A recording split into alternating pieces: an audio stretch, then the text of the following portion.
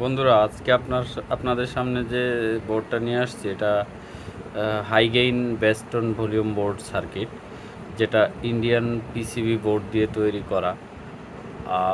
এই ভলিউম বোর্ডের সাথে আমরা এই নবগুলা দিয়ে দিব।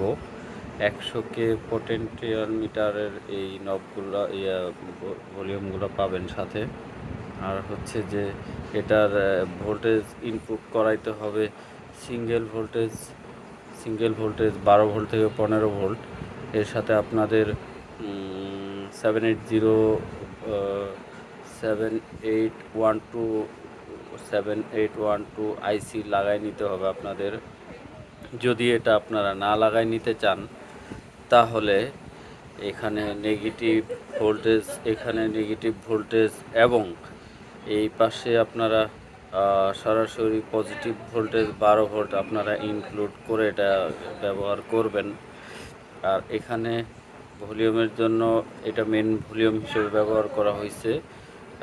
তারপর এখানে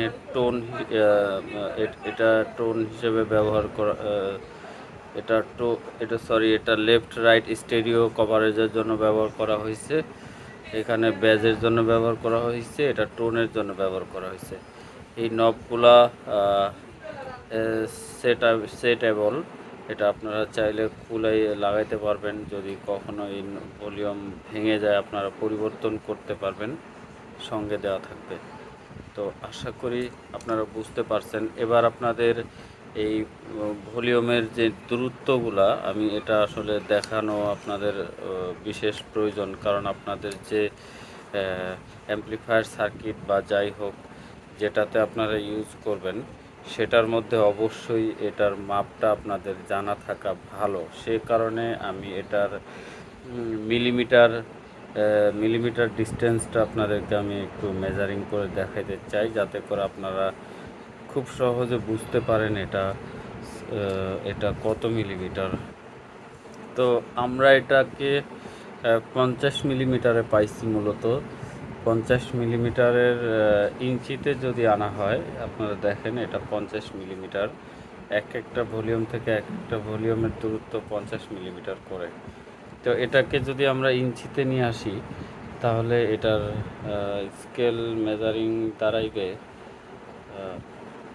1.96 ইঞ্চি, প্রায় 2 ইঞ্চির কাছাকাছি। তো এটা হলো সঠিক মেজারমেন্ট।